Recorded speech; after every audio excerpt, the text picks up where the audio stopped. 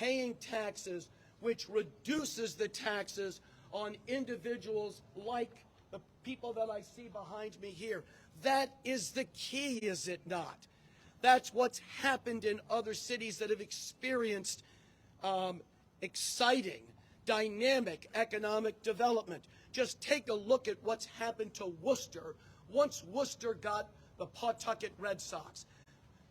I was there earlier this year. A city transformed. Brattleboro, Maine, they did a special on it on Chronicle. That's what we can do here. We have that kind of potential. New business leading to more fiscal stability, leading to lower taxes for the people of Fall River. Now, almost at the end, folks. I'm positive, okay, I use that word carefully and strongly, I'm positive that I can do for the city and the people what I did in 2015. I'm positive that I can do that again in 2024 and 2025. And that's going to be the formula. Economic development leading to fiscal stability, leading to lower taxes. But there are other issues. There are other critical issues. So, coincidentally, Alan, we got 70 days from today before people vote on September 19th. 10 exact weeks. So what we've come up with, my team and I, is we're going to concentrate on 10 issues, one per week. You'll see it. We'll post the video. We'll post the position paper.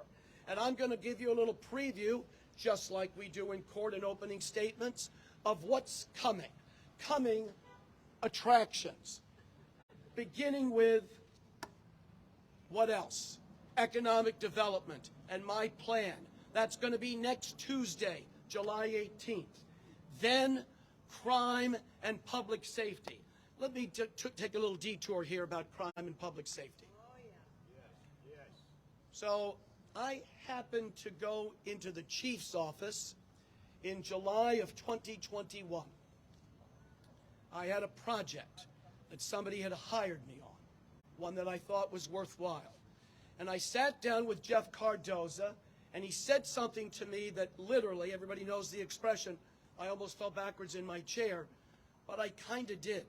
When he told me the number of shootings that had taken place in Fall River in the first 6 months of 2021. Reporters, get that data and compare it to what we did when I was district attorney. Jack Souza said in 2006, gun violence is at an all-time high. That number that Jeff Cardoza gave me in June of 2021 was greater than the gun violence in New Bedford at its peak in 2004 and 2005. And what was being done? What step can you tell me this mayor was doing to do anything about gun violence? I have not been able to see it, but I can tell you one, and when I release my position paper and video on gun violence, you'll see several. Here's one that I pledge to you right now. We will bring back ShotSpotter. ShotSpotter worked. ShotSpotter allowed the police to respond within 60 seconds, and the technology is only getting better. That's one of several things I'm going to do, but that's a coming attraction. Next is going to be the budget and the city finances, which keep getting what? More and more unstable. That's August 1st, August 8th.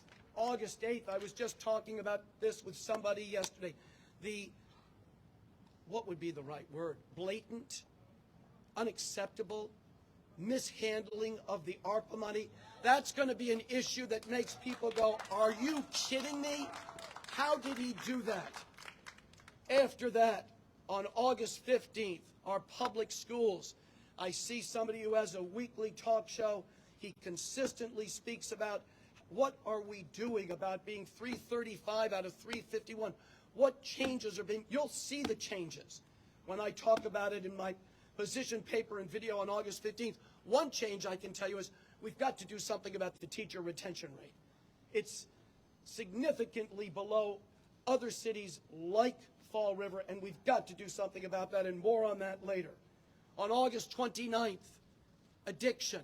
And I've got some very good ideas about that because I've been in that courthouse almost every single day over the last 7 years, and I see what works and I see what's not working, and I think the city can do much better on that. September 5th, homelessness, and finally, September 12th, the complete lack of openness and transparency from this administration, and they think they can get away with it. I mean, they keep trying to hide things. It's like, oh, well, that's not going to happen on my administration. It's not going to happen after September 12th, when you see what I have to say about it. And finally, just before the primary on September 18th, which is a Monday, surprise, surprise, I'm going to wait for that one, and you'll see what it is, and it's going to be big. Now, in closing, folks, in closing, and thank you for standing out here in the heat, I think all of you would agree, almost everybody in the city would agree, that the city's at a potential turning point right now. We've got the train coming. By the way, Paul Coogan didn't have anything to do with that, so please don't take any credit for it, Paul. And we've got improvements being made to Route 79 in the Duval corridor. And once again, Paul, please don't take any credit for that because that would be ridiculous. But we've got a downtown, folks. Just go there on a Friday night. It's largely deserted and doesn't need to be. And we've got vacant space in Mills. I see one of my good friends here who's got a fantastic idea for the development of space at Anawan. We can turn that into a tech center with the support of City Hall, and we can be a leader in the state on this issue. But we have too many opportunities right now that are being lost. So I'm going to close with this. I'm going to close with this for the people who hopefully are watching. This is the question. Who do you think can deliver more results for you in 2024 and 2025? Not more favors for his friends. He's done very well with that. I give him an A on favors for his friends, but I give him a failing grade on delivering results for you. Results that involve more new business, stable to lower taxes, less crime, more affordable housing, better schools, better fiscal management, and on. Here's the end. As district attorney, when I ran in 2006, I made a bunch of promises, like I'm making today. I promised less gun violence. Did I deliver less gun violence, folks, when I ran? I promised less gang violence. Did I deliver on that? I promised a higher homicide solve rate. Walsh's was 53%. What did we get ours up to? 90%. Did I deliver on that promise? How about solving cold cases? I promised we'd solve cold cases. How many did we solve in the first 4 years? 11. Did I deliver on that promise? I said we'd win more trials in the courtrooms, winning more trials, better teaching of the prosecutors, making it more clear to the prosecutors how important it was to do everything necessary to play fair but win the trial. Did I deliver on that promise? How about less turnover at the office, which was very high? We cut it to the point where I was on a board with Martha Coakley, and she was talking about her turnover at the AG's office, and she said it was about 25% a year.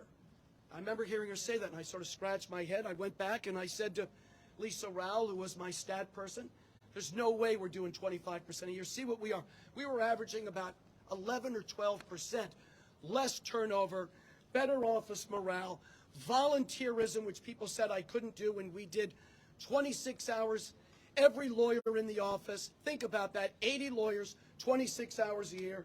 So these promises that I make to you today, ladies and gentlemen that are here, reporters, people of Fall River, I will deliver for you. Thank you very much.